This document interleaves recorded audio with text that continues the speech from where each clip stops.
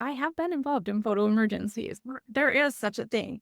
There were 5 or 6 construction trucks in her driveway that were window cleaners and siding people and lawn people. Literally, she was closing on her house and moving the next day.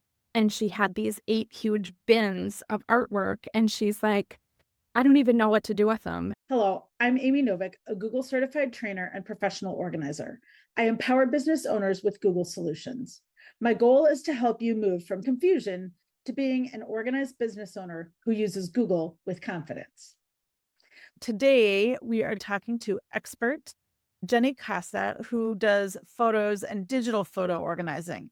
I have a lot of photos for myself, but photo organizing is not my area of expertise. I just finished a project for someone who had totes of artwork. She was moving, downsizing. She was tackling various life transitions all at the same time. And it was an immediate need. And she called and asked if I would come and take a look at these. When I showed up, she had 3 pods in her driveway. There were 5 or 6 construction trucks in her driveway that were window cleaners and siding people and lawn people. Like literally, she was closing on her house and moving the next day. And she had these 8 huge bins of artwork. And she's like, I don't even know what to do with them. And it was one of those moments where I said, do you trust me to take them? And I will figure out a plan. And so we loaded those 8 totes up in my car and I took them. And then we photographed all of the artwork and made her just this beautiful coffee table book of all of that artwork so that she can feel like she can get rid of these 8 totes and doesn't have to keep everything, but she has those memories and it's just kind of a beautiful thing. So sometimes it becomes almost, I say there's not photo emergencies, but I have been involved in photo emergencies. There is such a thing. The photo emergency reminded me of my grandparents' house.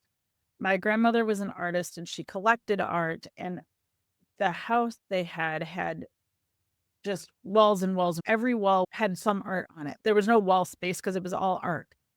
And before she moved out, my husband and I went through the whole house and took pictures of every wall, every piece of art. And then, like you said, made a book of it because then I can, in my memory, walk through the house and feel how it was. But without those pictures of all the artwork, that whole thing is kind of gone. Right. Yeah. And you bring up a point. That's something I have been talking with some realtors and businesses who help people do downsizing. One of the ones that's close to my heart is oftentimes military veterans have lot uniforms and badges and medals and different things that tell their story and their journey. And when people are downsizing, they can't take all of that stuff with them. But it doesn't have to be get rid of it or keep it forever. I love that you said that because I want people to be able to call on me and be like, before you move anything, let's go through and take pictures of what's here. I did a book for a realtor friend who was helping someone move from their life home, and they were just really sad about making this transition to a nursing home. They built this house, they raised their family, they have so many memories, and it was really hard for them. And so she wanted something that they could take. And so she gave me a bunch of pictures that they had, and I put them into a book, and we just used little quotes that kind of resonated with home and family and love. And then we made a print that they could hang on the wall in their new home that was their old home and a little verse underneath it. And then they had a book that they could go through. And that one was pretty quick. I would love to do it earlier on where you can actually pull out a drawer and here's grandma's treasures of, whatever they might be. But then a whole nother thing is that the people that I deal with are in this midlife where they're managing not only their own photos, but they also have parents and grandparents that they're acquiring things from. And so it's really taking a look at that big picture and figuring out where to start. Is there anyone that can help them, whether it's me doing physical work, or do they have siblings or other relatives that might want to be a part of this? And then making the decisions, what's next? Digitization. I mean, I do video chats and physical in person where I help them literally go through the things and pack up a box to send. And so that's where I really appreciate A, the service, and then B, the work that I do in helping people break that down and decide on priorities and starting somewhere, taking little baby steps. And I just so appreciate the time that people are willing to take to help leave their legacy, really, and not just questions, because that's the first thing people ask when they lose some. And I wish we would have known this. I wish we could have asked this. And so having your things together or going through them with someone now creates great lasting memories as you're doing it and then leaves that behind. We've recently lost some loved ones in our lives, and it's very evident that the best souvenirs that you have in life are the memories that you have with the people that are closest to you. And the only way to keep them is to organize and have access to them. Because if you wait, sad to say, but our day can come before we're ready.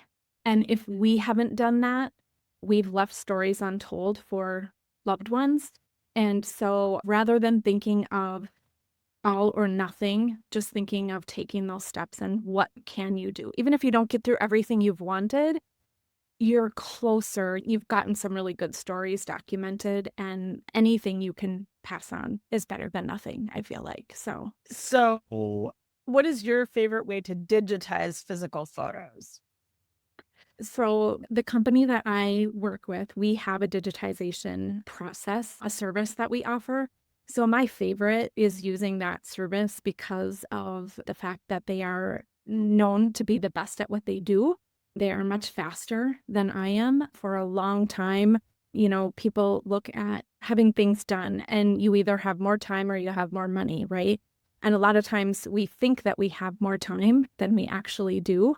And what I have been learning throughout the process of helping people is the amount of time or the amount of energy that we use up thinking about the things that we think we're supposed to do and trying to make time for those things. And so what was happening when I set out to digitize my own things was my pile was getting bigger and I wasn't finding the time. And the technology was moving quicker than what I could keep up with in my own hardware that I had and keeping it clean and just doing all of the things to get a good scan. And then the steps that it took to get it where I wanted it was also tedious. And so deciding that it was okay to have someone else take care of that for me, and just kind of also breaking it down into smaller chunks, because one of the things that I talk about with people throughout the process is it's not like you woke up one morning and you had 50 bazillion photos. It's something that you collect over time. And so when people think that they're going to wake up and today is going to be the day that they are completely organized, it's just not going to happen. Oh my gosh. You're speaking exactly to me. I'm like, oh, great. She's saying all the things I need to do.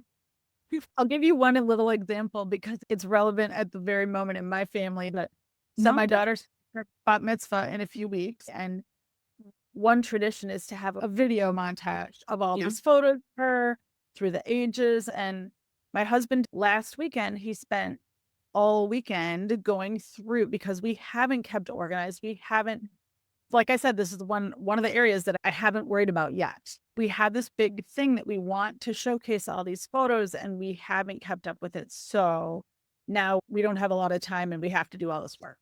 That's funny because actually right now, the people that I'm working with, they've all told me they have graduates and there are things they want to have done for their seniors. And so this coming week, I have 5 appointments with seniors to say, don't wait until April 1st to start thinking about this.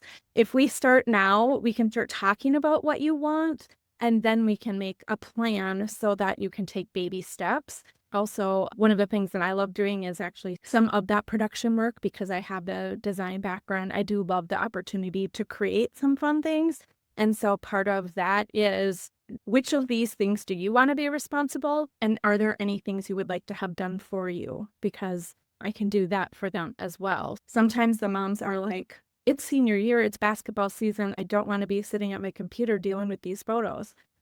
So you can invite someone in to help you out. You don't have to do it all yourself. The other thing that I was curious about is discussing what you want to do with the photos. I'm like, well, are you just trying to look at it on a digital platform Or are you actually trying to print them out? So I would challenge people to come up with some reasons to print a photo in some way. And I don't necessarily mean print a 4x6 to put in a frame or to hang on the refrigerator. If that's how you want to do it, that's great. But one of the biggest things that I think we miss with our photos is that having printed photos in our lives tells the people in our lives that they are important and they matter and that we love them. And so to print out a book and not to be worried about fingerprints on them or whatever. I guess I would don't feel like you have to have a beginning and an end. It's perfectly fine and acceptable to just do random one-off books of favorite special times, whether it's a montage of various different things. You can do something very simple, 10 favorite memories from the last year. I have a book that I created on prompts, but it was a challenge that I took to do 10 random stories. And when they gave me these 10 topics, something came to mind for every single one of them. And I left this meeting at 9 o'clock at night, drove home, got home to my computer, and I was like, I am doing this. And the challenge was to do the book in 2 hours. And so I came home and I had a system for organizing my photos. So I pulled them up. And by midnight, I had that book ready to order with the 10 different stories. And it truly is one of my favorite books. Oh, I love it. And just 10 random stories. And there he is, first learning how to ride his bike. Now I'm inspired. Yeah. Good. I needed that because the organizing ADHD OCD person in me is like, I want it to be perfect before I print it. Right. And so I don't have printed photos around the house much. They were little, but I don't have any recent. So that gives me a reason to do that. So thank you. Done is better than perfect. Love that. Related to that, do you have a preferred place to print albums? Yes, Forever does print. So that is my favorite.